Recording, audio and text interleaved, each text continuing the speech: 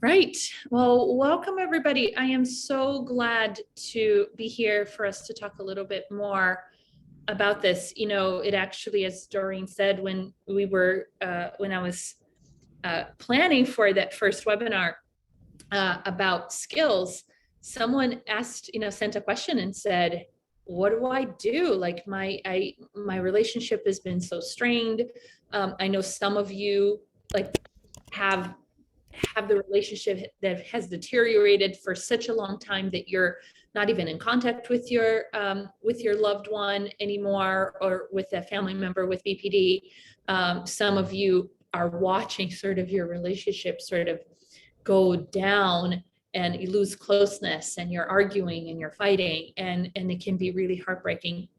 So that's what we're going to talk about today, is what do I do when we inevitably do something that goes against our values, that is unskillful.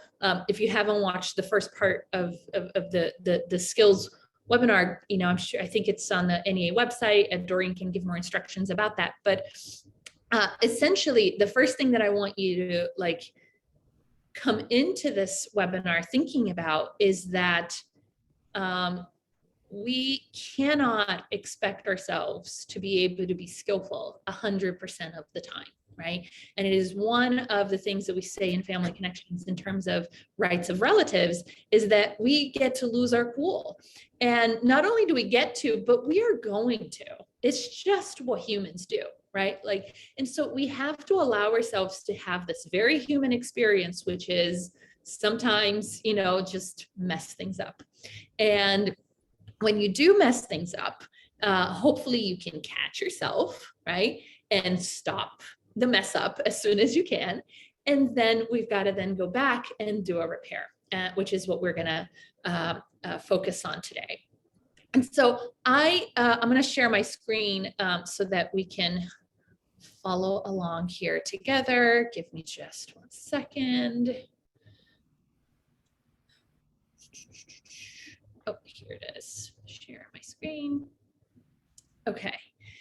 So I put together a series of steps, okay? And it's not going to be surprising for you to know that the first step has to do with paying attention to your experience, right? We say this a lot in Family Connections, and this is really important, right? It's that idea, we've got to put the mask on ourselves first, right?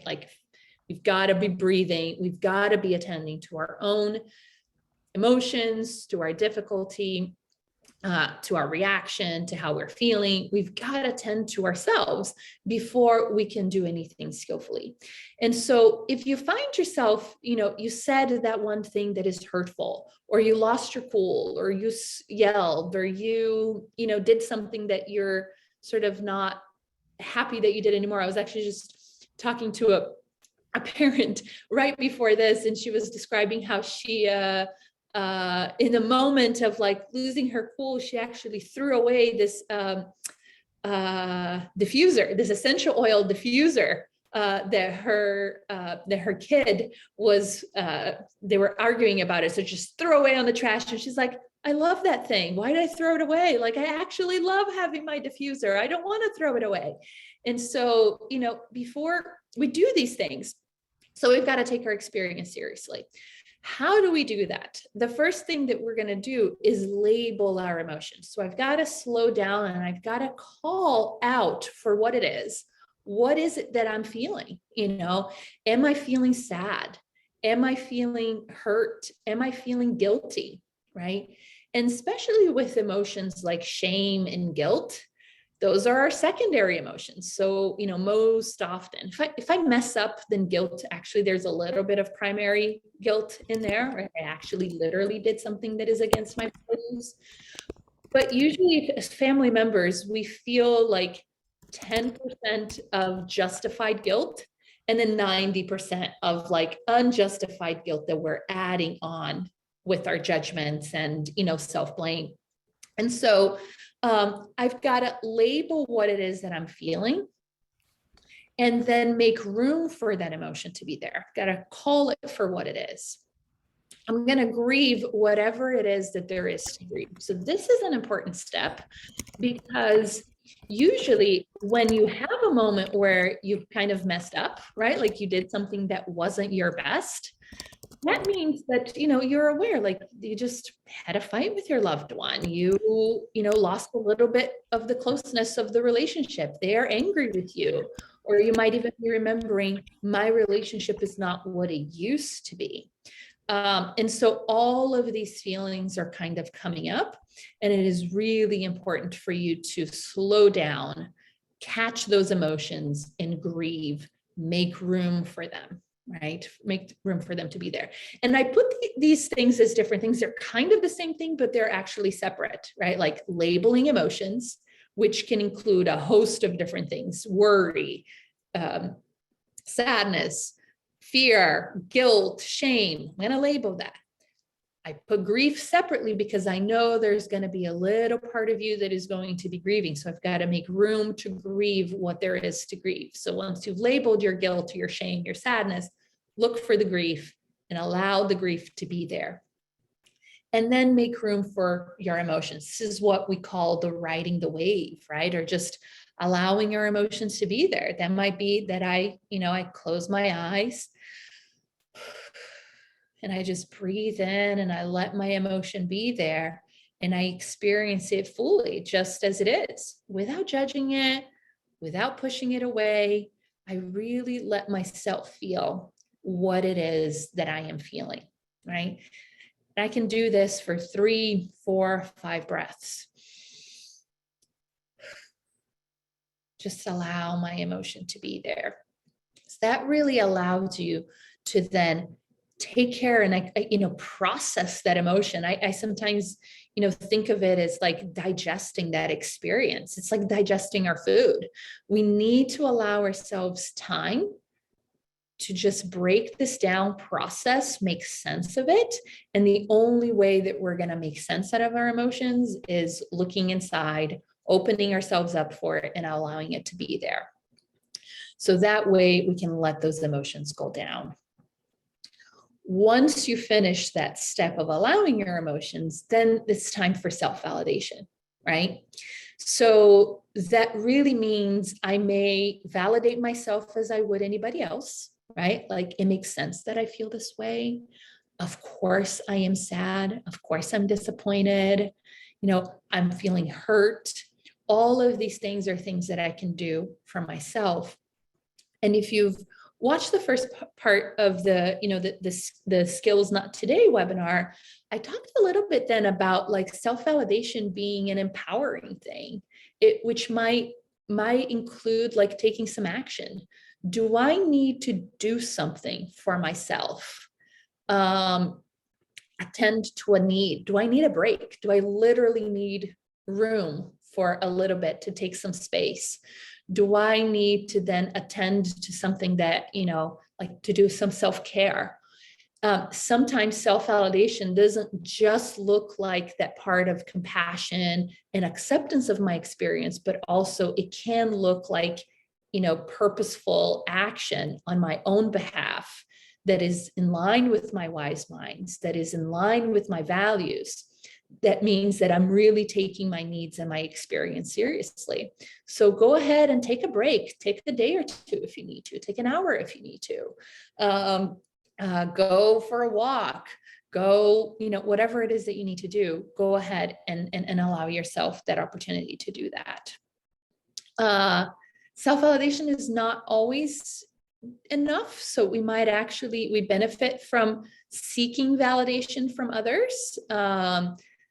A loved one, a friend, a group member from family connections that you might have their contact, or a neighbor, or anybody else that you feel would be somebody that would be a support person for you, not your loved one. And this is important, right? Even though your person with BPD may be feeling the same thing, sad and guilty and all of those things, they are not the ones, and I'll elaborate this a little bit more later on, they are not the ones who are going to be giving you validation in that moment, especially if you're a parent, right? If your loved one with BPD is a parent, is a child, then it's going to be really hard for them to be able to validate you. But you need validation. And so seek that from a partner, from a friend, from another loved one. And then we're going to repeat this as needed, right? So what that means is that you might, allow your emotions, you might grieve, you might self-validate, and you're like, okay, I'm going to move on. I'm ready to move on. And then you bump into your loved one and you notice that they're still mad at you, or you have to give them a ride somewhere, and like all those emotions get triggered, or they blame you, or they send you a text message with those, sweet words, F you, right? And then you're like, oh, there it is, right? And guess what? I've got to take my experience seriously all over again. And I've got to do this all over again. So I'm going to repeat these things as many times as I need to get through that tough moment. Okay. So before I move into step 2, any questions that we need to address now, Doreen, or are we good to go? Nope.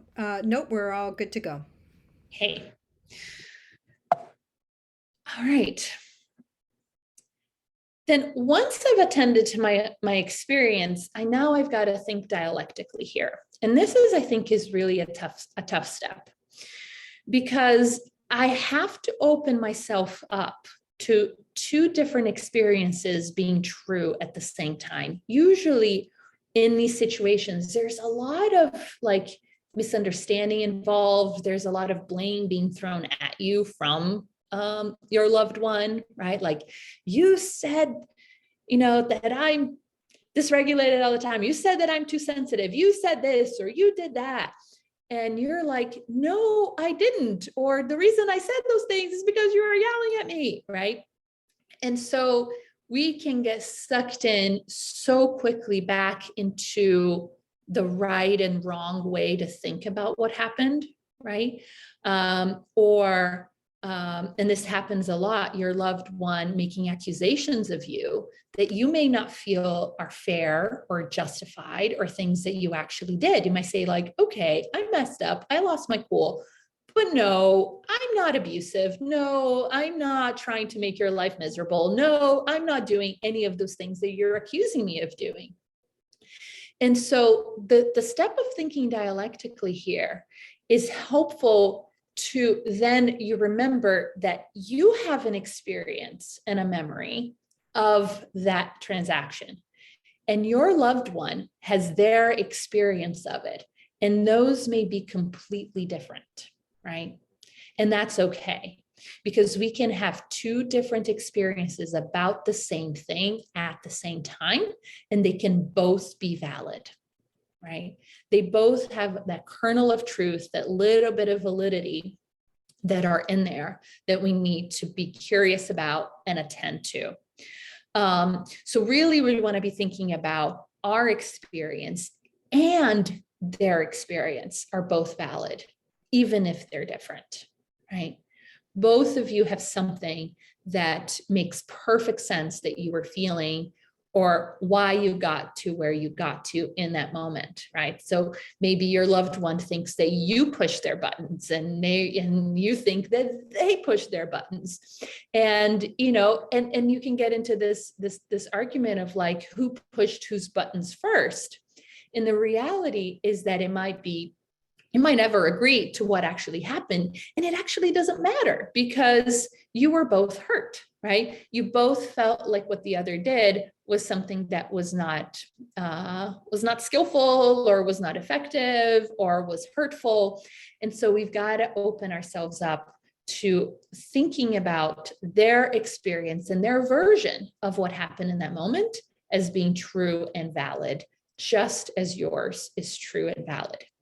And this is the reason why we've got to tend to ourselves first, to our emotions first, because it's very hard to do this if you have a lot of emotions that are piled up or that have been unresolved. If I'm feeling guilty, or if I'm feeling angry, or if I'm feeling hurt, it's going to be really hard for me to think about what you're saying to me as being your truth.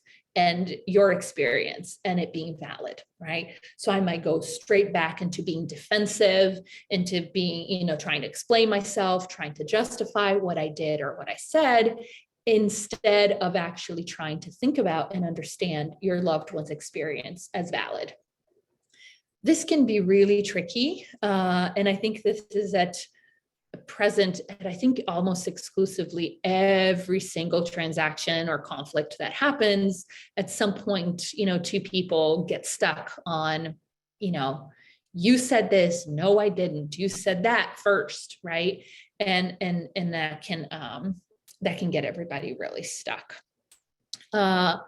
Ways that this shows up, I think, is, sometimes our tone of voice, our expressions in our face, our expressions of our emotions, right, are communicating something other than what we think we're communicating. Same thing for your loved one. If they are, screaming and yelling at you, you might feel justified in saying, like, in being angry back at them, or in saying to them, like, yeah, you don't, if it's your child, like, no, you don't get to go to that party on Saturday night, or you don't get to, like, in sort of being reactive, instead of being curious about their experience and understanding, like, what is going on here? What is happening?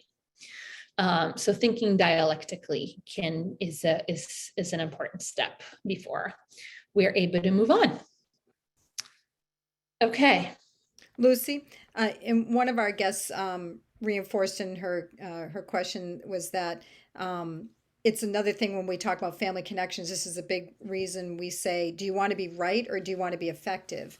And I think often we get caught up in, and she's just reminding us, is that we get caught up in being right. Like, I didn't say that, or no, I didn't yell at you, or whatever. And it's when we look at it dialectically, do we want to be right, or do we want to really enhance this conversation relationship?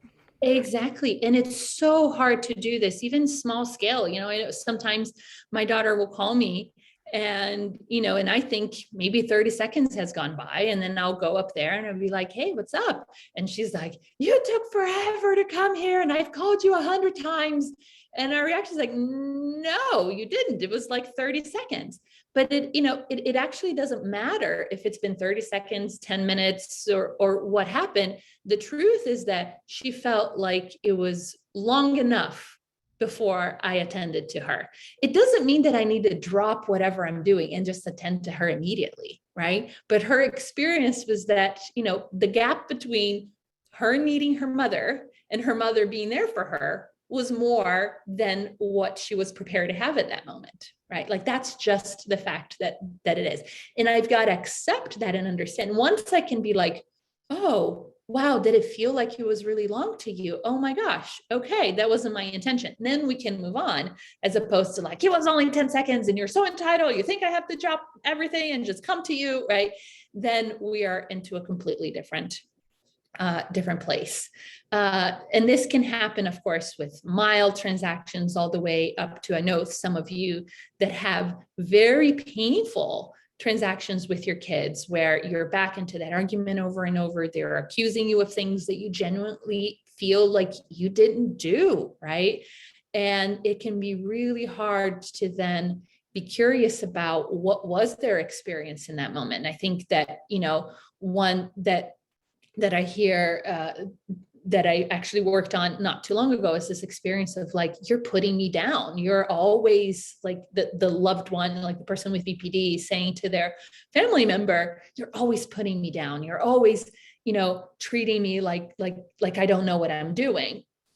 And of course the family member is like, no, I'm not. Like, actually, I want you to do things on your own. I want you to go, go ahead. And I don't want to be, have to monitor what you're doing.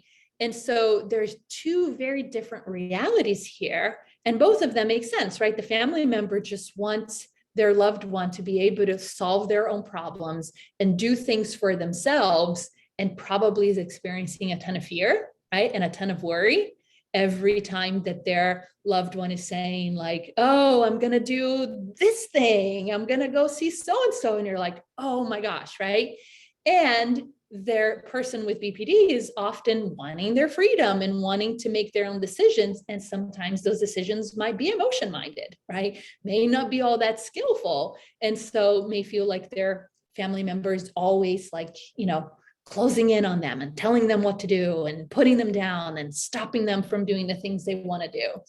And so once we're able to understand, hey, two people can have very different experiences here and they're both valid, then we can let go of that, of their attempt to be right in that moment. And then just focus on like, I've got to understand my loved one. I've already attended to myself. Now I've got to at least think about my loved one as having a valid experience so that we can move forward. Lucy, this is Joe. A question came through that said, so how do you get unstuck when you have these two very different views? You recognize them as two different ones. You don't need to do the radical acceptance. They're just two different views. Are you going to go into next, what do you say to them instead? Is that part of step 3? We are going to go, yes, we're going to go into several steps before we go into what do we say? Yes. Okay. All right. Thank you. Okay.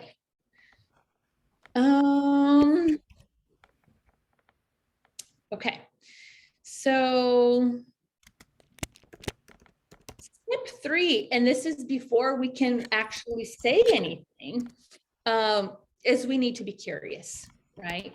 So if I have this assumption that my loved one's experience is valid and makes sense, there's something about their experience that led them to do whatever it is that they did, then I can turn my attention to being curious about what it is that their experience is.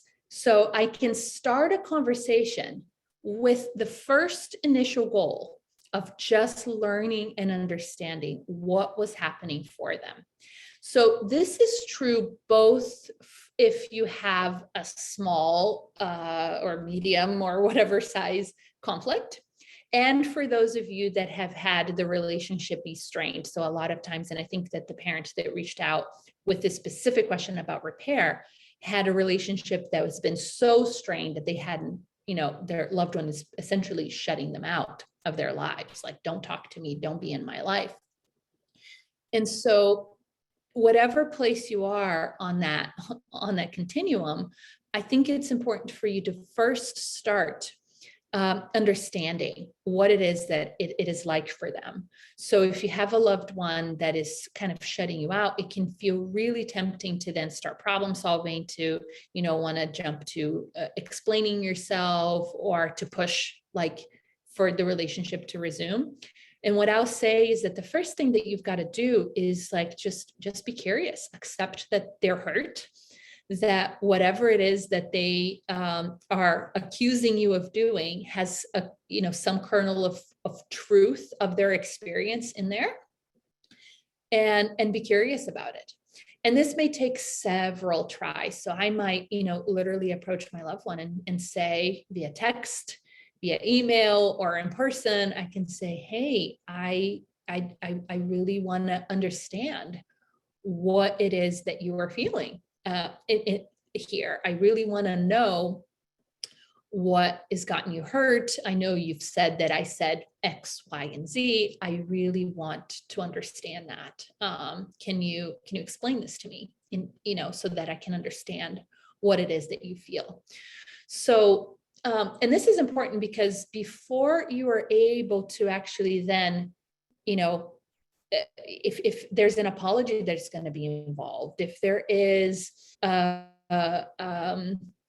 validation that is going to be necessary, whatever it is that you're actually going to say in response to it needs to come from a place of understanding. You've got to know what it is that you've done from their perspective, from their experience, that has hurt their feelings, that feels difficult for them. And this can be really hard, and find yourself going back to step 1, right? Like, I imagine these sorts of conversations are not easy because your loved one may have a lot of blame for you, may have a lot of harsh words. And so you might have to sort of do that step of noticing, labeling, allowing, validating your emotions, throughout. Really, I think of, steps 1, 2, and 3 as sort of our base. Those are almost like our assumptions. We just got to do those before we can even enter in a place that we're able to effectively do a repair. And that is really the place where we get started. And remember that there is no rush, right? Even if you may want to have things be repaired as quickly as possible, or you want things to go back to the way they were, or to be part of your loved one's life again. I would encourage you to sort of take this as slow, go at your pace and at your loved one's pace. Because it's, at the end of the day, it's going to be so much more important to actually accomplish this repair where you're able to be on the same page and everybody feels healed and feels heard, than to push, like, let's talk about it before your loved one is really ready to process it. And that's an important thing too. Timing here kind of matters. So, for those of you that have someone who takes a long time to return to baseline, it might be that you've returned to baseline, but your loved one has not. And so the time to actually approach them to start this conversation is when both of you have returned to baseline. And that, that's an important consideration, because you might be ready to, and I said a few things that I really need to apologize for. But in order for you to effectively do this, you've got to wait for them to be regulated so that they can actually participate in that conversation effectively and they can actually hear you. One thing, if you feel like it's a couple of days for you to get to, you can always acknowledge, right? And say, hey, we need to talk about this, need to address this. This is important. I want to learn and I want to hear your experience. Let's talk about it on Saturday night, on Friday, or later when you come home, later tonight when you come home, or when you get home from school, or when the kids go to bed, or whatever it is that you might need to. It's okay to just acknowledge that conversation needs to happen, and then actually have the conversation, or at least this first part of learning and understanding your loved one's experience once everybody is ready. And then if your loved one keeps telling you that they're not ready, I would say you might have to be a broken record there, right? Like, keep going back to, I know you're hurt. I know there's a lot that you're feeling that is hard to talk about, and I really want to understand what this is like for you. And you might have to be a broken record on that. Okay. Ready for step 4? Should we do a question? I think we're okay. Someone had just asked about that it is okay to wait, and I think you answered it. Yes, you can wait. And I think to reinforce too, that validate first. I can see this is a really important conversation for you, and I want it to be good. So if it's okay to wait. Yes, absolutely. So then the next step, is Doreen is right on target, is validate, right? So once I understand their experience, so once your loved one has said, I feel like you're putting me down, I feel like you are too controlling, I feel like you are yelling at me all day, once you understand what it is that their experience is, then we've got to validate. And as we say, you probably already know the family connections mantra, we validate the valid, right? And so we've got to look for those parts, acknowledging their experience. Anytime that it's whatever their experience is, we've got to acknowledge that this is how they experienced that moment, right? Even if it was very different, it's back to the dialectical. even if it's very different than your own. So if you don't feel like you yelled, that's not what you felt you did, then you can still validate the fact that it felt to them like you were yelling, right? They were probably picking up something on your voice or your own expression that made their experience from their point of view, given their emotions at the moment, given their vulnerabilities at the moment, it felt to them like you were yelling, right? And so it actually doesn't matter. We don't have to get, like one of those recorders to measure the decibel in your voice to figure out, are you yelling or are you not yelling? That is not important. What is important is your loved one felt like, they were being yelled at. And so we've got to acknowledge that that was their experience and clearly communicate your understanding. And I mean this in terms of like, state in clear words, I understand that you feel that I was yelling at you. I understand that you feel very hurt with what I said.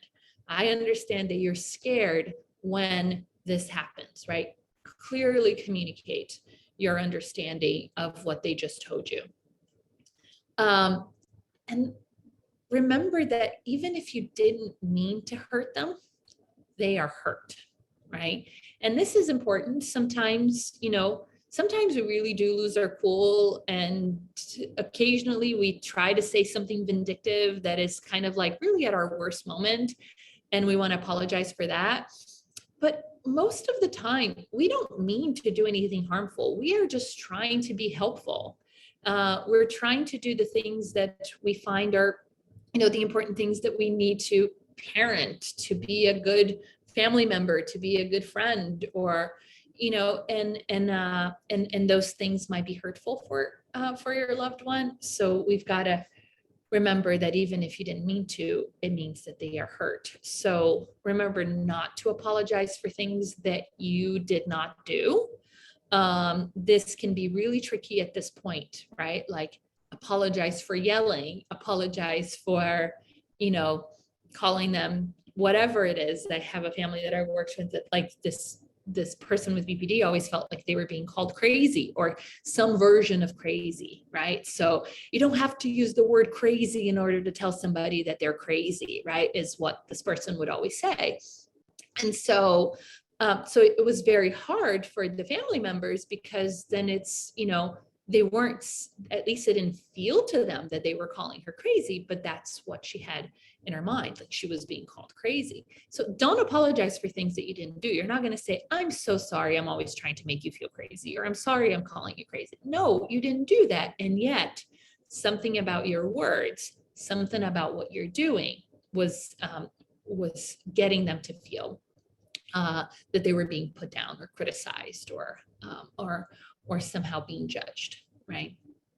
And of course, no invalidating the invalid, which is a different version of the same thing. So we're not going to apologize for things that we didn't do, and we're not going to validate that you're not a bad parent, you're not a bad family member, you're not, you're not out to get them, or any of those things. Okay. All right. Okay, so once you've done those things, once you've attended to your experience, you put yourself in a dialectical frame of mind, you're curious, you understand what they're feeling, you validated their experience without apologizing for things you didn't do. Now we're ready to do the repair, right? So what does a repair mean? A repair is not necessarily an apology, although you can see there it includes an apology. But a repair really is your own, it's a full communication that you understand that something that you did was not helpful and was harmful, and you make a commitment to how you're going to not do that thing again. Because the worst thing about apologies, right, and most of you may have felt this with your loved ones, with other people in your life, is making an apology. It almost sometimes feels like meaningless if the person keeps doing it, right? At some point you're like, don't apologize. Like, I just want you to not do this thing anymore. And so the apology is going to be much more effective if it comes with a commitment of how you're going to handle that situation again in the future when it comes up, right? So what are the things that I do to do a repair? So I acknowledge what I did and their experience. So I'm going to take full accountability for the parts that I did that are not okay with me, and for how communicate what I understand they felt. That's important, right? So if I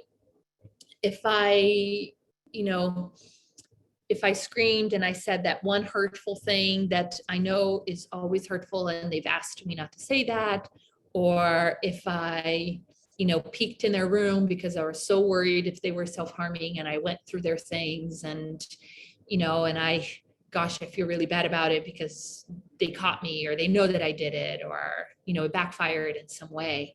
I've got to acknowledge that, right? I've got to say, hey, I know that I did this and that was hurtful to you. I get it. It demonstrates and models, the ability to actually make a mistake and then go back and, not hide in shame, not run away from that thing, but actually go back and fully head on address that situation, right? So I've got to acknowledge it. And then I'm going to apologize for the things that I feel were against my values, for really what I believe was not skillful on my part. So I'm sorry I yelled, sorry I got into your room, I'm sorry, whatever it is, fill in the blanks for what you feel was a thing that you did that goes against your values. And then I'm going to make a commitment to how I'm going to do this differently. So I'm going to think about, next time when I'm in this situation, how am I going to handle it? And this is something that is really important for you to sort of think about. Maybe open up your family connections handbook, to refresh on the skills, or when you can talk to another family member, with a loved one, with a friend, or maybe just immediately comes to mind, like, hey, you know what, next time that, when you say that I'm controlling, that just makes me lose my cool. So next time that you say that, I'm actually going to use the stop skill, and I'm going to remove myself for a little bit until I'm ready. Or I'm going to use accurate expression, and I'm going to tell you that, what you're doing is hurtful. Or I'm going to, acknowledge that I have too many vulnerabilities in that moment, and not have the conversation in that moment, and let you know that it's because I have too many vulnerabilities, right? And so I've got to make a commitment to how I'm going to handle the situation again, so that it can feel really to your loved one and to yourself like that this situation is not going to be repeating itself. Most of the time, some collaboration here might be needed, and we'll talk a little bit about this in the next few steps. But something like, what can your loved one do as well, especially if they also did something that was unskillful. If they are willing to collaborate with you on that, like, okay, so when you say, when I feel like you're controlling me, I'm going to tell you that I feel that way. And you're like, okay, and I'm going to slow down and try to validate you and try to see what it is that you are, what it is that I might be doing that makes you feel that way. So we're going to slow down together. Okay. I know a lot of times that's not quite possible. Your loved one may not be as ready, skill-wise or willing to collaborate with you in that way. But this is where we go back to, I've got to make a commitment to change my own behavior and to change what I do. And so I'm going to focus on my own behavior here, and I'm going to make a commitment to how I'm going to approach this differently. And this can be an invitation for your loved one to do something different as well. And then I'm going to check in. I'm going to see if it feels like they were heard, if it feels like it's addressing what their experience was in the moment. Okay, there's more. This is not over. Do we have any questions so far? I think there's a, Go ahead, Doreen. no, I was just going to say, I think we've answered them, but Joe, did you want to say something? Go ahead. Nope, I think we're good to go. Yep, thank you. Right. Okay. I've also got to use some accurate expression here, because rarely this is a situation where you were the only one who was unskillful, right? So it's really important here, once you've communicated, you've made your apology, you've done your repair, that you express yourself in a way that your loved one can understand. So, share your experience and your needs. That is okay too. It's okay to say things like, any mutual experience, like, I'm sad too, I am hurt too. I don't like when we have this fight either. It's important to say that. I think both from your own, the perspective of your own self-respect, right? Because of course, as you know this, and I think it's hard to remember, you don't lose your cool just because you are, a bad, unskillful family member. You lose your cool because you are in an interaction with a loved one who is not able to express themselves accurately or effectively, or sometimes at all, right? And so when we can't understand someone's experience, it's so much easier for us to lose our cool, for us to mess up, for us to say that invalidating thing. And so it's important for us to communicate our experience too. The caveat to this that I have there on the side is for parents, right? So if you're a parent of a child or adolescent or a young adult with BPD or emotion dysregulation, your accurate expression is also important, but it can't be with the goal of being validated, right? Because your child is not going to be able to validate you in the way that is actually effective for them or for you. It is very hard for a child to really comprehend your experience in the way that would allow them to validate you. And so it's going to feel unsatisfying to you because you're not going to feel heard. And it might even feel like an impossible task for them, because how do I know what that's like to be a parent? I don't know if you guys, if you guys remember not being a parent and how your world is so different after you are a parent. I say this all the time. My first thought when my daughter was born, I remember this, the first thing was like, I was just so overcome with joy. But then my first actual thought I had was actually like, holy crap, I owe my parents an apology. Like, I had no idea how you could feel about a person, right? Like, I had no idea that feeling existed. And so your kids don't know that.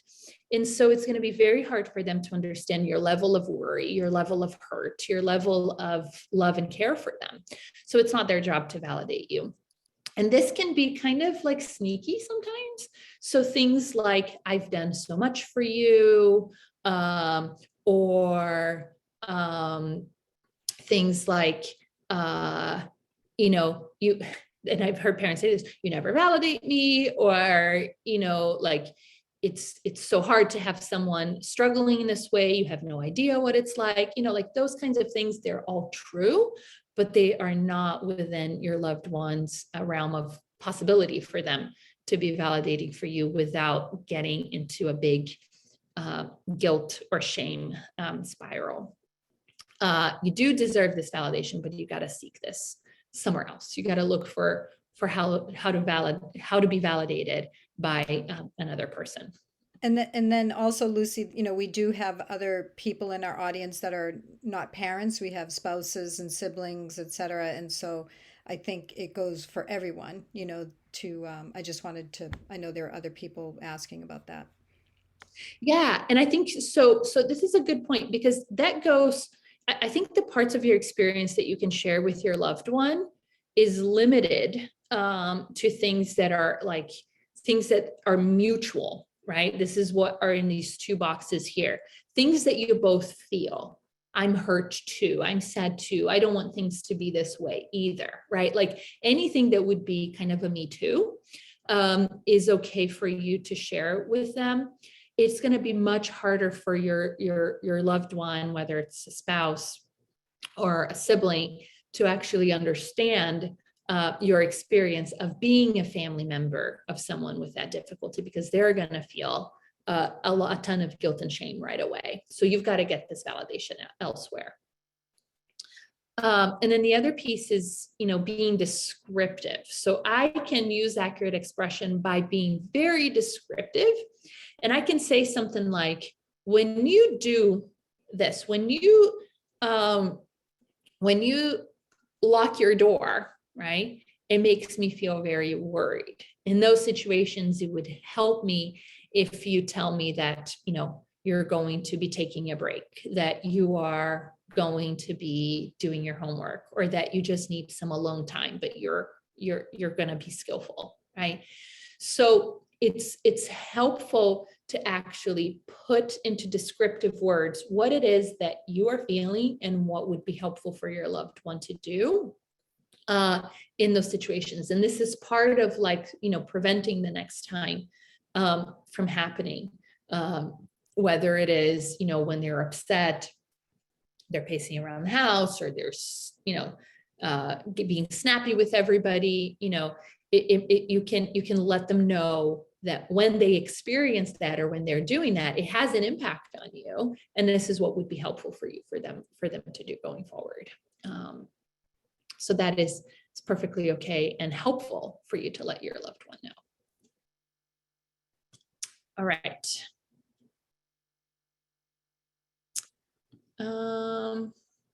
Okay. Then moving forward, important to catch things in the moment when you can. So, once you've gone through these steps, you are going to know a little bit more about what it is that you do, whether it's your tone of voice, whether it's your emotions. Sometimes your loved ones are reacting to just your emotions, right? They are reading, this is fairly common, they read most of your negative emotions to be angry, like, you're mad at me. Why are you angry right now? And it might be that you're frustrated with, customer service that you were talking to on the phone. It has nothing to do with them, but to them, it might feel like they're just picking up on your anger or on your frustration. And so once you know whatever it is that is derailing the two of you, it's helpful to catch things in the moment and then slow it down and implement your plan, right? Like, oh, there it is. We're in that moment. And I said that I was going to stop, or I was going to use accurate expression. So here I am, I'm doing that so that I can slow things down and not find ourselves back into that place. And as soon as you notice that you or your loved one is going down that path, like literally stop, right? And use the stop skill. So for those of you that don't know, the stop skill means stop. Don't move anything. Do not move a muscle. Don't say a word. Just stop, right? And then we need to take a step back and observe what it is that I'm feeling. What is happening in this moment, right? What am I feeling? Observe without judgment what my loved one is doing. And sometimes this take a step back can actually be physical, like I'm removing myself from the situation. And then I'm only going to proceed once I'm in my wise mind and I'm mindful. So I'm going to stop in that moment, and then I can turn to my accurate expression. Like, oh, okay, it looks like you're hurt right now, or it looks like you're frustrated right now. And remember that when you call me names, it makes me lose my cool. Like, it really hurts me. So it would be very helpful if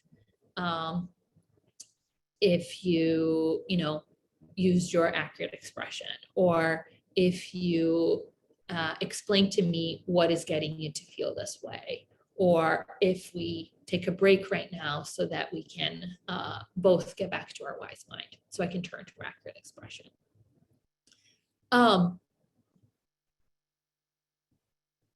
I think about so these steps, and I can go back through them. As I said earlier, steps 1, 2, and 3, which is, let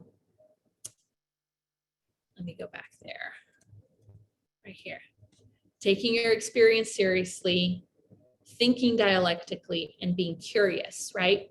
These 3 steps, think of them as sort of our baseline assumptions. I've got to be doing these things in order for me to be, to be able to do a repair or to be effective in that moment. So, because if I'm not taking my experience seriously, if I ignore how I feel, whether it is I am exhausted today, so I can't deal with the situation at the moment, or I'm feeling hurt, like my loved one is poking right over there, I have to take my experience seriously. That will allow you to step back. That will allow you to use accurate expression instead of just ignoring our experience, right? If I'm thinking dialectically, I can in that moment remember that even though my loved one is having a very different experience than I am, or saying that I'm doing something that I don't think I'm doing, then thinking dialectically literally means that I can slow down and be like, hey, there's a kernel of truth there. I don't think I'm yelling, but if they say that I'm yelling, let me be curious about that. There's something valid about it, right? Oh, what about what I'm doing right now gets you to feel like I'm yelling? Like, what is it, right? And I can be, curious. So those 3 things are sort of like, they just need to be happening all the time. Then validating and doing this repair can be our in the moment, anytime strategy, right? Like anytime you catch yourself going into a conflict or losing your cool that is in that moment, I can do a repair. Like right now, I can lose my cool in a moment and slow down and be like, holy no, hold on. I started yelling. I'm sorry that I went down that path. I'm gonna slow down. I'm gonna take a couple of breaths. Tell me again how you're feeling. Tell me again what it is that you need, right? So I can do this validation and this repair in the moment as my strategy to get through. And as sort of long-term commitments, I've got to be doing this over and over and over in order to be effective. Now, what if my loved one is not ready? What if they don't want to hear your repair? They don't want to hear your validation. They are not even answering your text or your phone call. This is really hard. Of course, this is one of the most painful experiences if your loved one is not able to attend to, give you the opportunity to do the repair. Got to give them space, right? Like first, we've got to allow them to have some room to attend to their needs and do whatever they feel like they need to do. It's not going to be helpful for you to just plow through or keep pushing. Unfortunately, you can make some gentle nudges and attempts, but it's giving them space might be what's needed for a while, and that might mean that you just drop here and there, like things like thinking about you, or I know this is going on for you today. I hope this goes well. So it doesn't mean that you have to like completely disappear, but you can respect their request for space for a little while. Listen when you can, right? When they are sharing something, even if it's unrelated to that conflict, listen and validate the valid. Even if when you ask like, hey, we still need to address that. I still want to understand what makes you feel hurt about our relationship, or what it is that is not working out, or what I did that hurt you. Listen for what they have to say. I know sometimes that might be like, not very pleasant, because rarely do they have the skills and the ability to communicate effectively. So it may be loaded with, blame and with harsh words, but listen, search for the valid, and then respond to only the valid parts. So in that diarrhea or that vomit of words that might feel like you're the worst parent, sister, husband, wife in the planet, and you did everything wrong, and and you made my life miserable. It's like, okay, their life is miserable. Okay. Oh, all right. So I found a little valid thing there, and then I can address that. Like, oh, okay. So it feels really awful right now. It feels like, nobody's being helpful. It feels like the things that I did or said made things worse, right? I can acknowledge that, even if I'm not saying that, oh yeah, actually I did make your life much worse, but it actually, it is an experience that they're having. So I can acknowledge that and offer to collaborate. I think that offer to like, when you're ready, I want to think about this. I want to repair. I want to think about how we can get things back onto good terms, can be helpful. And again, resist the urge in that space.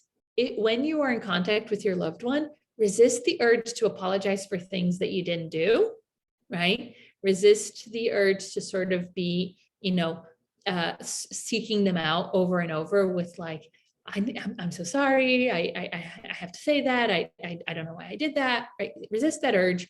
You can openly acknowledge unskillful behavior and their experience and their emotions as valid, but it's going to be much more effective for you to give them space and offer like listening ears, and offer to like hear them out and understand them, then it will be for you to be, focusing on apologizing, especially for things that you may not feel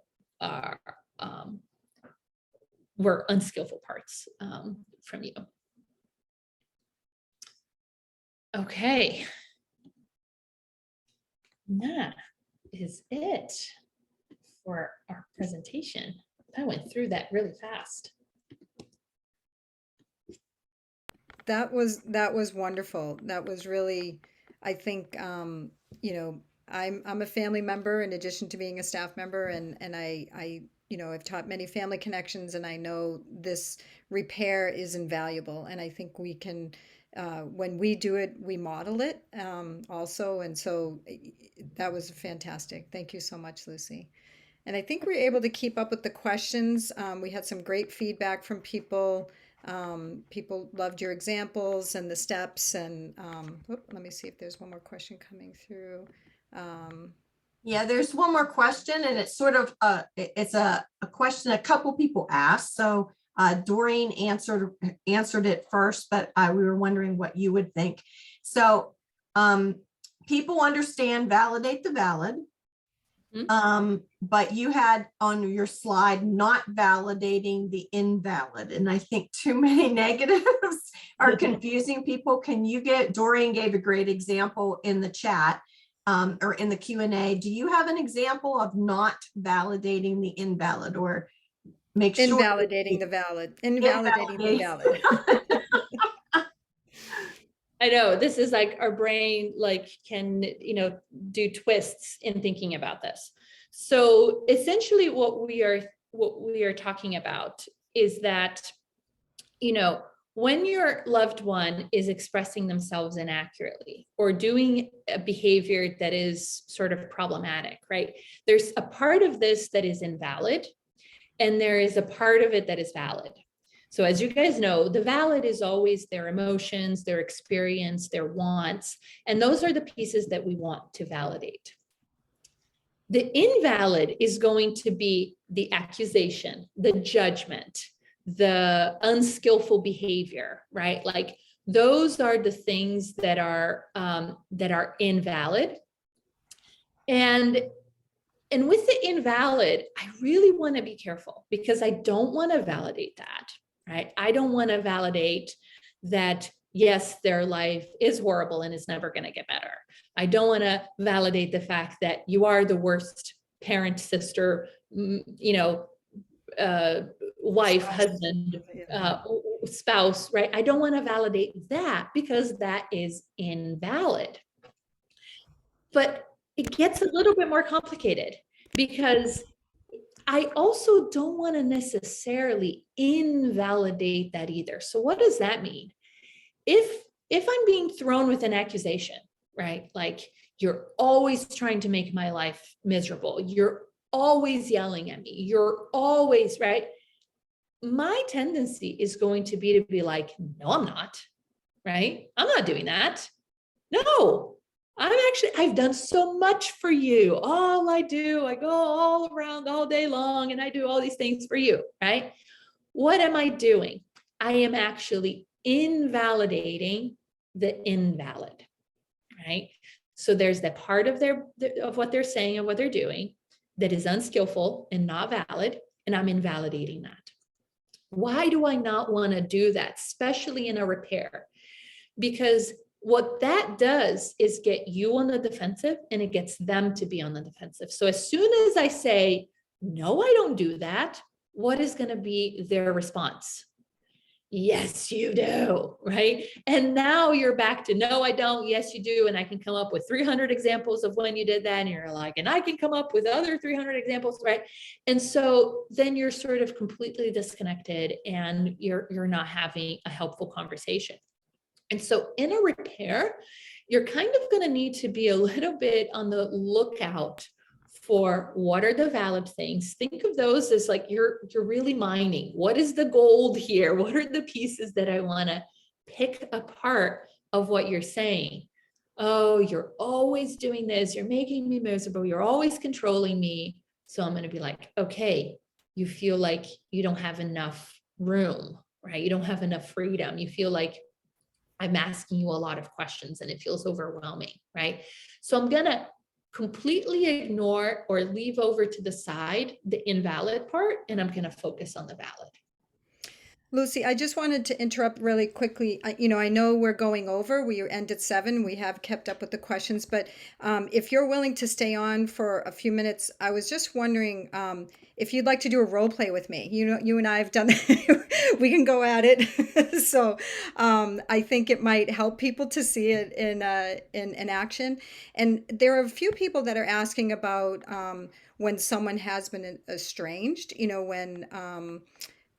And those are harder situations, but yes, repairs can be made in that way. You can send a text, etc. But we're talking more about right now, and I think we do have a webinar coming up about estrangement. So hang in there, everybody. But hopefully, some of this stuff will help. But are you able to stay on for a few more minutes and do a role play, Lucy? I definitely can. And I just want to say though about the estrangement piece. This is where giving your loved one space and then focusing on trying to understand, that might be all that you do for a long time. When you have an opportunity, you're just listening for the valid pieces. And then eventually you might have enough understanding of their experience to be able to then validate and do an effective repair. And that's a painful place to be, but yeah. Actually, I just realized we actually are going to 7:30. Some of our webinars are an hour, so this is perfect. So, but yeah, if we can do a role play, that would be great. Yes, of course. What are we role playing? So I guess I can be the BPD person, and you can be the valid, the person. And I again, I know we have other people out there besides parents, but so hopefully I can just choose. Doesn't matter what the relationship is, you know. So so do you want to do, I'm doing a repair? Yep. Mm-hmm. Okay. So what did So I I, do? you know, you always say this stuff to me, and you know, you always make me feel like shit. You know, like everything, no matter what I do is wrong. Everything that I do, I'm just so tired of it. You know, you're always putting me down. Oh, honey, it sounds like it's been really terrible for you. Can you, I really want to understand, what is it that you mean when you say I'm always putting you down? What is it that I do that feels to you that I'm putting you down? It just seems like no matter what I talk about, whether it's work or school or whatever, you know, I tell you something that I did, and you automatically just tell me what I did was wrong. I just never can do anything right in your eyes. Wow. Does it really feel like that? Yes. Why would I be saying this? I mean, like, are you not listening to me? Yeah, no, I'm just, I am. I'm trying really hard to actually listen to you. I'm surprised and a little bit hurt because that's Oh, not, you're hurt. You always make this about you. It's like, you know, I'm sitting there telling you that this stuff, this is what you do to me, and you're turning it on yourself. yeah, no, honey, I totally understand. You feel like whatever it is that I'm doing is actually feels like too much for you sometimes. Um, and it feels like I'm putting you down. I'm glad you're talking about it because I didn't know that that's how you felt. It actually, to me, it feels, that's not my intention. I'm trying to be helpful in It those doesn't moments. matter what you intend. I mean, I'm telling you, you know, this is what it is. I'm trying. I come home and I tell you something that happened, and your first reaction is like, "Why did you do that?" Or, "Oh, you should have said this," or something like that. And it's just driving me crazy. Yeah, It's yeah. like I don't even want to talk to you anymore. Yeah, no, wow, that's, I think as you're saying this, I think I've noticed, as you're talking about it, I noticed that I sometimes do jump um, to sort of asking more about why and, like what happened, or sometimes problem solving, and that probably doesn't feel really helpful to you. No, it's like you don't trust me. You know, I just, you know, I'm trying to do the best that I can, and then you just go ahead and harp on it, and it's just, I just don't even want to talk to you anymore when I come home. Yeah, yeah. And that's, yeah. So of course, I think that if you're feeling like I'm going to criticize you, or I'm going to put down whatever it is that you did, I wouldn't want to talk to me either. Right. So I get that. Oh, I'm But glad. I'm glad. I'm glad you can see that. Hmm. yeah, so but I think we need to figure out what to do, because that's really not, I mean, I mean to be helpful, and obviously that doesn't sound like I am being helpful. So so I think on my part, what I can do, Doreen, is next time, when you come in, I'm going to try to be much more mindful and slow down and listen to you. Is there something in particular that would be helpful for me to ask or to pay attention to when you're telling me those things? Yeah, just listen. I mean, don't jump into what I should or shouldn't do. I mean, I just, you know, it's to the point where I don't even trust myself anymore. Like I just feel like a loser. I always feel like a loser. Yeah. Yeah. Okay. Okay. So I can certainly do that. So I'm gonna focus on listening. Um, and I'm gonna focus on paying attention to what it is that you're saying. Do you think that you can tell me, like when you walk in, that that's what you need in that moment? Like, do you think that's something that you can say, like, Yeah, hey, maybe just say like, do you want me to listen or do you want my advice? I mean, just ask me first. okay, I can definitely do that. That is, I can certainly try to work on that and do that. Um, and I have to say though, in those moments, so I will try my best, and I may not succeed every single time. So I appreciate if one of those times you just say like, hey, you're back to that, and we'll redirect. Um, but it makes it really hard for me when we are in those situations, when you then start calling me names, when you start saying that that I'm trying to make your life miserable. Like when you say that, I don't know, it just like, it's like all of the things that I know to do, like I goes just out get the so window. mad. I mean, I just get so mad, and I don't know. I guess I don't know. I guess I can try, but when you do this to me, that's the way I feel. Yeah, I get that. I get that. And it's going to make it a lot easier for me to, I think, listen to you. And if you don't call me a name, like, cause it's really hard when you start yelling and calling me names. I get flooded with all kinds of things, and then it makes it really hard. So Well, maybe we, maybe we just have to put up our hand or something. Like when you start doing what you're doing, I'm just gonna tell you to stop. And you know, um, I can't guarantee. I mean, you know that I like to swear, so I'll try my best, I guess. yeah, it actually would be really helpful if next time that you feel like I'm, doing that, like I'm on you. I think that I'm probably not aware, or certainly, as I said, it's not what I'm trying to do. So if you notice that, like if you let me know, like, hey, you're doing that would be helpful, because then I will know more the kinds of situations where you're feeling this way. All right, we'll try.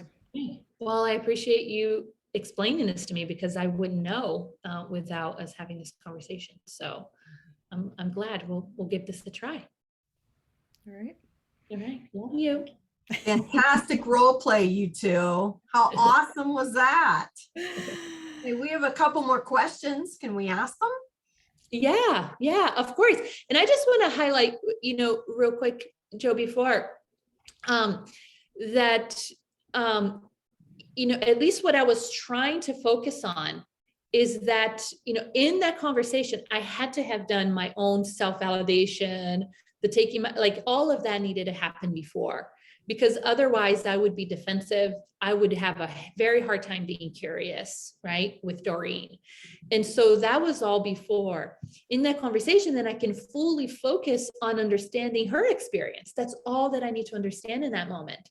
I don't need to agree. There's no moment that I agree that I was trying to control her, right? No, but that is her experience. And I can imagine if you're, that makes a lot of sense to me. If you're coming in and you're telling somebody that you're doing something, even if, I know for most of you, a lot of times what your loved one is telling you is like, it's getting you to worry. It's getting like, you freak out. It's like, oh my gosh, you did what? Right. But when you jump into problem solving, or like, oh my gosh, I can't believe you did that, that's precisely right, like how they're going to feel. So you can slow down and then listen and notice that you're going to have a much better chance of collaborating or giving them feedback, like, oh, I'm not sure that that's, a helpful way of going about the situation, once you've connected and once you understand what it is that they did. We have a question on how to respond without being defensive when our unskillful actions are seen as evidence of intent to harm. Okay. So how to respond without being defensive when unskillful actions are seen as evidence of intent to harm. So I think you're talking about that moment when your loved one is just blaming you, right? Like, you're doing this to make me feel a certain way. I think the key here really is to do a ton of self-compassion, self-validation, and allowing your emotions, seeking validation elsewhere. So like that steps 1, 2, and 3, that's the key. Because if I feel vulnerable, if I feel guilty, if I feel emotions, like if I'm already walking into that situation like that, then I'm going to be defensive. It's really hard. And I had to catch myself, and even in the role play with Doreen, not to jump into like, no, I'm not doing that. No, that's, and even I said, that's not my intention. And Doreen precisely jumped in where your loved ones usually go to. It's like, I don't care what your intent is. It happened. What matters is what, is the consequence of your actions. Right. And so, so it's going to be so easy for me to jump into that. So I've got to regulate and really, I got to be laser focused with my attention. I am only going to respond to and pay attention to the parts of what you're telling me that are valid and that I can understand, not the parts that are accusatory, not the parts that are like, see, you're doing it again. Like if I'm doing it again, actually that's great news, because then I can be like, I am. Okay, tell me what I'm doing. Like, what is it that I'm doing right now that is upsetting to you? And that can sometimes be really helpful. It's your face. You're making that face, right? You're like, okay, what is my face doing? Let's grab a mirror. And it's not meant to be, mocking, or like, it's really curious, because we sometimes make facial expressions that we're not aware of, right? Like we're demonstrating all our fear or our judgment in our facial expression or in the intensity that we're saying. And remember, your loved ones are sensitive. They are picking up on all of what you're trying to hide. And so, if you can actually be genuine and be like, okay, tell me what is it about what I'm doing right now that is upsetting to you, it will give you much more information about how they're experiencing you in that moment. And I think that that's so true, Lucy. And I think what's a challenge for a lot of people with, especially with this question, the intent to harm, is that, often we family members get accused, you're ruining my life, you don't let me do anything, you ruined my relationship, or you're telling lies about me, it's et cetera, et cetera. It's really hard. And I think you said it so well early, like that's where we try to validate the valid, like I can't imagine that how difficult it is to feel that I'm doing that, to validate the feelings first before we try to invalidate the harm. So thank you so much for that answer. Of course. And And I might address the invalid, when I think when it's really important. So the invalid part that like, then I'm never talking to you again, or I'm not going to tell you about what's going on in my life, right? Like, I'm going to address the invalid when it's really important and when your loved one is calm, right? Otherwise, if they are not regulated, and if it's not really, really important, then let that go. Focus on the parts that are valid, because that's going to be much more effective in rebuilding your relationship and building closeness and helping your communication than trying to address the invalid pieces. Doreen, there's another question that I thought was really good. These are great to help with the day-to-day conflicts. How do you expand or grow towards repairing larger issues when a loved one continues to avoid those high conflict points? And I'm thinking might be something like substance use disorder, or a risky behavior, or something that their loved one just does not want to have any discussion about. Right. So make sure that I'm understanding the question correctly. So the first thing is that we're not, any conversation that you're going to have with your loved one, they need to be willing to have it and regulated to have it, right? You're not going to force your loved one to be able to have any conversation. It's not going to be effective. And the first step is always going to be to understand and then validate. We've got to do that. Once we took care of our own emotions, right? In the actual conversation, we're going to understand and validate. And so if what you are trying to talk about is about their behavior, so you're kind of, I think what you're talking about, Joe, is like, if you're talking about like big issues like substance use or suicidality or something like that, then those are things that like you're addressing, like the problem behavior, the invalid in some way, right? And those are the things that are really painful, or that might be really hard, or that your loved one may actually not even have a ton of answers.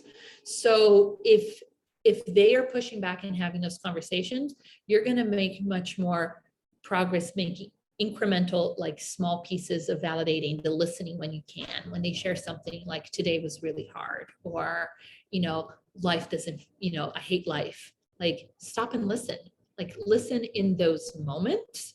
And then you get little bits and pieces to help you be able to connect with your loved one better. And then for the big things, like if your loved one is, using substances and getting themselves into dangerous situations, when you and them are regulated, right? Both of you are regulated, then you can really genuinely approach them and say, I know you don't want to talk about this, and this is really important, right? Like we've got to I know you're in a lot of pain and I want to understand and help you. We've got to talk a little bit about this and maybe start with just a piece.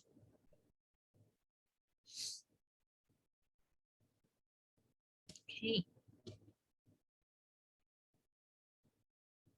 I think there's another question, and I think other people have mentioned it too. You know, this person says when they're the sole support of this loved one, especially maybe if you're in a romantic partner, sometimes people have been alienated from friends and family, and I know, and then if you're a single parent, etc. But I think it's true for all of us is that, you know, when we hear these reprimands and criticisms from our people, especially when our intention was, you know, we were well intended with these things, it breeds resentment, is what this person says. And so I guess, is there anything that you would suggest to try to decrease that so that you can, you know, a lot of people praised you, Lucy, on your humility and you're able to keep your emotions calm. Is there anything you could suggest for helping with that? With the resentment part, Yeah. yeah, I think, I'll sound like a broken record here. That's why step one is step one. You've got it. So this is the important thing. Your experience, right? Like feeling hurt and even like indignant sometimes that you're being accused of the things you're being accused of. Because I think that that's the experience, right? Like I do so much and I'm being accused of all these things, right? And I'm being yelled at and I'm getting the short end of the stick here. This is why you have to attend to your emotions, and find your own place of support. And then in moments when your loved one is regulated, that's when you're going to chip away at some of these things that are, hurtful, that are difficult, that are, that they are doing that is hurtful to you, that you are doing that is hurtful to them. But it's really hard if you're not fully, allowing yourself to recognize your emotions and to really seek your own support for this. Whether that is, you guys are here, so you're learning these strategies and sort of asking these questions, seeking validation, validate yourself, right? Because I don't know that it gets harder or more painful than that. Like this is really, really a hard place if you're getting the blame or being attacked by somebody that you love and care about, especially for partners and spouses out there, right? Like this is both your support person that you want, this is the person that you have that you want to share your struggles with, your emotions, that you want to seek your own support from. And what do you do when they themselves are the person that you are needing support from, And so it can be a very lonely and isolating place. So attending to yourself first. And then the piece, if you can practice this, right? Like noticing my experiences are valid. And I think what helps me be able to be so focused on, like in the role play, really, Doreen, is that your experience is the thinking dialectically, because her experience has got to be valid. There's something about her experience that makes sense. Otherwise, it would not be happening, right? She would not be having this reaction. There's probably a ton of judgment there. There's a ton of all kinds of things, but there's also something in her experience that is 100% valid. And that's what I need to understand. And so once I can let go of like the defensiveness and like I need, either I'm right or you're right, then I can really, really genuinely listen and say, Doreen, what, like, really, it feels like I'm doing that. Wow, that's helpful to hear. I didn't know, right? Because And I think there's a person, one of our questions was more of just a recommendation is the validating statement that she finds helpful. And I find it, and I think you mentioned too, like that must feel awful. You know, that you're validating their feelings. You may not agree. You don't want to validate the invalid, that, that your intention is to harm them or your intention was to make them feel like a loser, but to validate that with, that must feel awful. I can't imagine that that I've made you feel that way. That's going to be really tough, and so it's hard. We have another question that I'll generalize the question. They asked about how do I communicate that I never want to talk about political hot buttons, but I think it's anything, anything that, how do you communicate with this repair, maybe, because often these things happen because you don't agree with them. They're trying to talk about, gosh, there's so many things today, vaccines or COVID or politics or climate change or whatever it may be, where some people are really polarized. So I guess in the repair, or along the lines, maybe parallel with the repair, is how do we tell someone that, there are certain things we have to keep off limit? Yeah. So that's a really good question. I actually think about this. I think there's two things that I would say. One is maybe practice sometimes when your loved one is very passionately talking about their political view, practice being curious, right? Like you don't have to, it doesn't have to be a debate. We get to feel differently about things, and maybe they get to believe something that is completely different than yours. There may be some sadness there, some disappointment that they have such a different position. But other times I have a family that comes to mind, that talked about this, of like the intensity, just, it's not that they even disagree, but like the intensity of the talking about it, and it gets like so riled up that then it becomes like this big discussion and nobody can stop talking about it.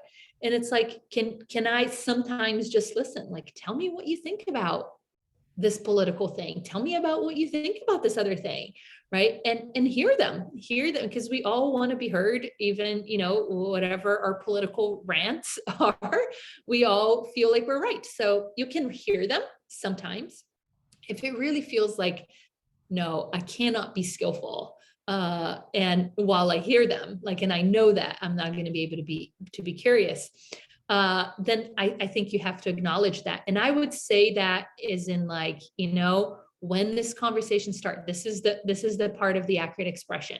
When you talk about political thing X, right? When you talk about this political thing, it actually makes me have this reaction, right? Like it makes me feel defensive.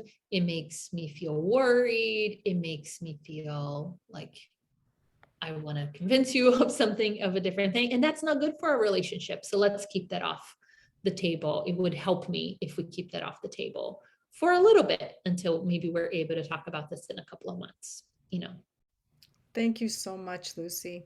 I mean, this has been wonderful. It's a great reminder for all of us, and I hope people have found it helpful. So, I want to, we are at 7:30, so we do need to go ahead and be respectful of everyone's time. And thank you so much. I mean, your expertise is always wonderful. You've worked with so many families, and your information is always invaluable. Great. Glad to be here. And I'm sorry, I think there was a couple questions we couldn't get to. I'm so sorry we couldn't get to everyone's question. It's always the limitation, but hopefully you have found this helpful, and everybody will get a recording.